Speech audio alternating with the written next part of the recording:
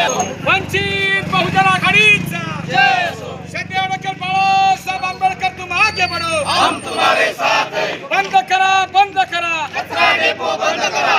या मनपा प्रशासनाचं करायचं काय? खाली मुंडकं वर पाय। या मनपा प्रशासनाचं करायचं काय? खाली मुंडकं वर पाय। जनतेच्या जीवाशी खेळणाऱ्या प्रशासनाचं करायचं काय? खाली मुंडकं वर पाय। जनतेच्या जीवाशी खेळणाऱ्या प्रशासनाचं करायचं काय? खाली मुंडकं वर पाय। मनपा प्रशासन होश में आओ, होश में आओ, होश में आओ। होश में तुमको आना होगा, आना होगा, आना होगा। होश में तुमको आना होगा, आना होगा, आना होगा। वंचित बहुजन आघाडीचा पडगाववरील कचरा डेपोवर आंदोलन केलंय, काय मागणी आहे तुमची?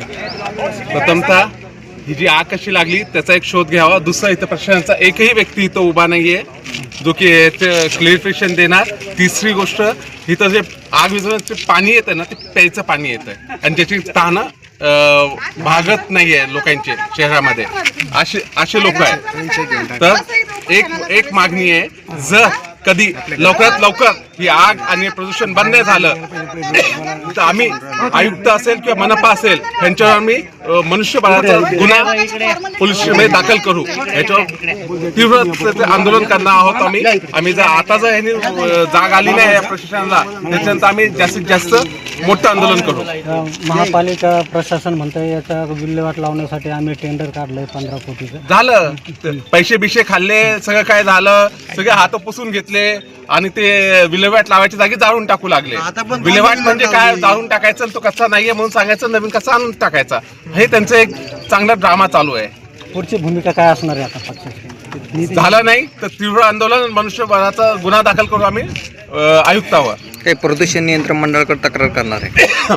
पंकजा ताईंना बघावं, हे दुसरीकडे बघताना ते एखाद्या इथं पण बघावं, ते पेपर वाचत नसेल का? त्यांचं काही इथं लोक नसेल का? आम्हाला पंकजाताईची एक विनंती आहे, पंकजाताई आपण इथं थोडंसं ध्यान द्यावं आणि लक्ष देऊन हे डेपो बंद करण्यात यावा। इथे एकही जबाबदार व्यक्ती किंवा अधिकारी इथे नाहीये। 4 दिवसापासून आम्ही बघतो इथे एकही अधिकारी आम्हाला भेटायला येत नाही किंवा आम्हाला इथं दिसत नाहीये। सर्व इथं फक्त सिक्युरिटी गार्ड असतात अवेलेबल। आम्ही या सिक्युरिटी गार्डला काही उत्तरही विचारू शकत नाही। आणि इथं मनपाचे टँकर येतात पाण्याची विझवण्यासाठी, हे फक्त विझवायचं नाटक करतात। जो कचरा जळून खाक झालेला आहे, राख झालेली आहे, त्याच्यावर फक्त हे पाणी टाकायचं नाटक करतात। कारण की मी स्वतः इथं येऊन बघितलेलं आहे, त्याच्यामुळे मी तुम्हाला सांगते। आणि आग रात्रीतून आग लागते, आम्ही रात्रीचे सुद्धा येऊन इथे व्हिडिओ काढलेले आहेत। रात्रीची आग लागते, दिवसभर फक्त हे धूर लोकांच्या लक्षात येऊ नये म्हणून धूर जातो आणि रात्रीची आग लागते। इथं लोकांना आरोग्याच्या समस्या निर्माण होतात, लहान मुलांना आरोग्याच्या समस्या निर्माण होतात। इथं लोकांना सिनियर सिटीजन राहत असल्यामुळे लोकांना इथे श्वसनाचा त्रास होतोय आणि ज्यांना गुडघ्याचे मानेचे मणक्याचे त्रास आहेत त्यांना बाहेर मॉर्निंग वॉकला सुद्धा निघता येत नाहीये, इतकी यांची परिस्थिती हे झालेली आहे। आणि इथे मनपा नियम आम्हाला लागू करते, मग मनपाला कोणताही नियम लागू नाहीये का? 500 मीटर पर्यंत कचरा डेपो किंवा मद्यपान असलेल्या दुकानं सुद्धा आपण परमिशन मध्ये देत नाही। मग हे आमच्या वस्तीमध्ये 100 फुटावर असणाऱ्या वस्तीमध्ये इथं कचरा डेपो यांनी दिला कसं काय दिला? आणि इथे यांनी पार्किंगची सुद्धा तेव्हा यांनी पार्किंगचं शेड मारलं तेव्हा सुद्धा आम्ही विरोध केला होता। त्यांनी तेव्हा सुद्धा आमची कोणतीच गोष्ट ऐकून न घेता इथं हे पार्किंग सुरू केली। आता हे कचऱ्याच्या रोजच्या पूर्ण शहरातल्या कचऱ्याच्या गाड्या इथे येऊन लावतात, मग त्याला जबाबदार कोण आहे? लोक इथे जेव्हा रोगराई पसरते तेव्हा याला जबाबदार कोण राहणार? आम्ही जबाबदार कोणाला धरायचं? लोक आम्हाला, नागरिकांनी आम्हाला जेव्हा इथं निवडून दिलं, लोक आम्हाला जबाबदार धरणार आणि आम्ही कोणाला जबाबदार धरायचं? इथे मनपा सर्व इथल्या सर्व मनपाच्या अधिकाऱ्यांनी आम्हाला इथे उत्तर देण्यासाठी इथं हजर राहावं, आमच्या वस्तीमध्ये यावं आणि त्यांनी इथे येऊन राहायचं आणि राहून दाखवायचं। 8 दिवस राहून दाखवा फक्त, आणि मग तुम्हाला कोणत्या गोष्टीला सामना करावा लागतो, कोणत्या समस्येला सामना करावा लागतो हे त्यांनी आम्हाला सांगावं। आणि नंतर मग आम्ही आमचे प्रश्न त्यांच्या समोर मांडू।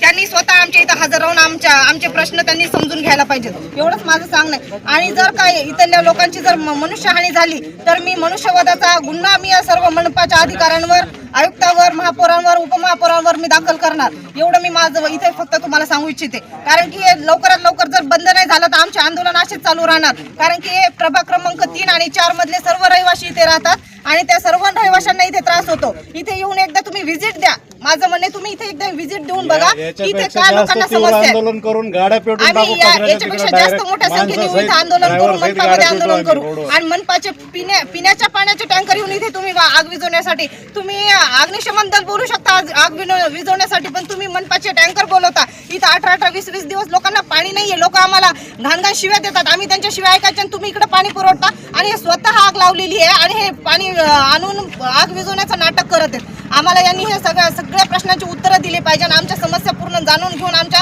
समस्येचं निराकरण केलं पाहिजे. मीच एवढंच या ठिकाणी ते सांगू इच्छिते.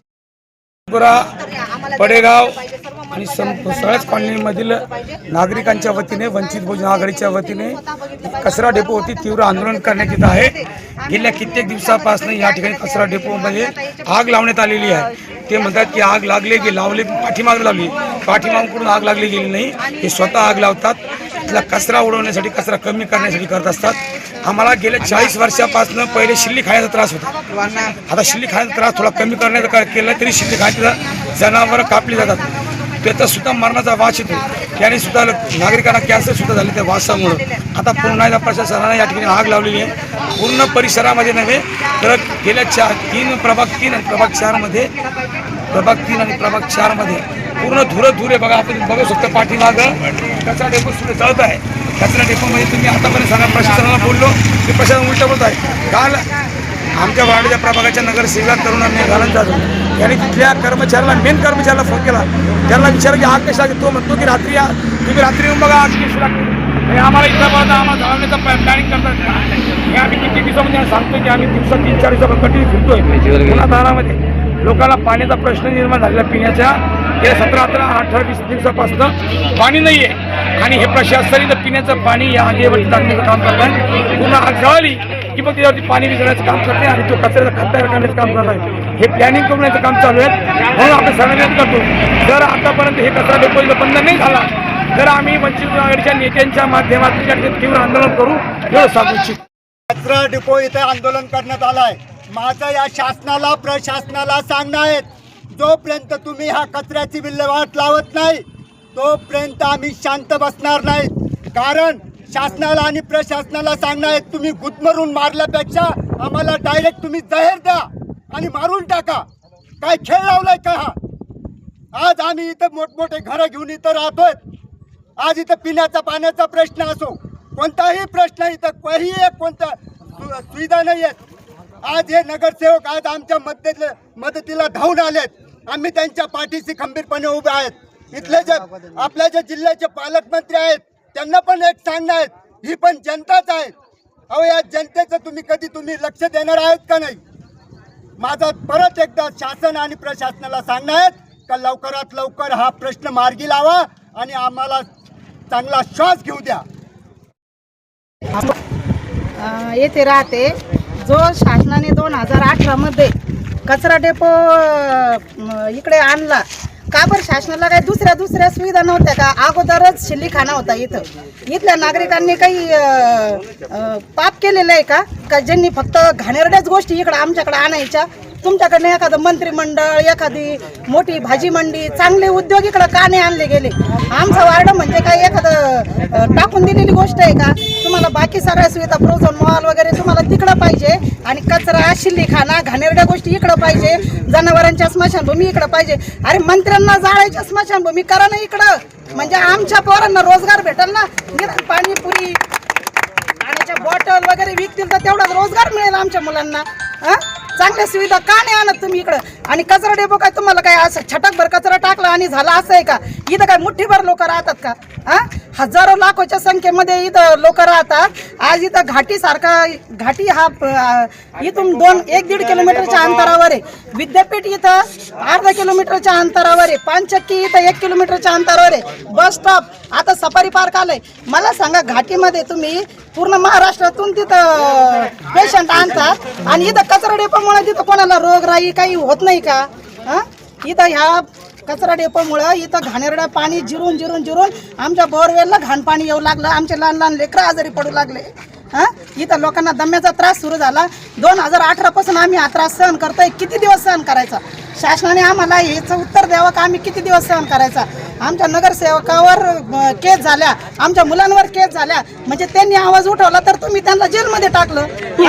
मग आम्ही सगळी पब्लिक आता आवाज उठवतो, आम्हाला सगळ्याला जेलमध्ये टाका. तुमच्याकडे जेवढे जेल तयार असतील तेवढे.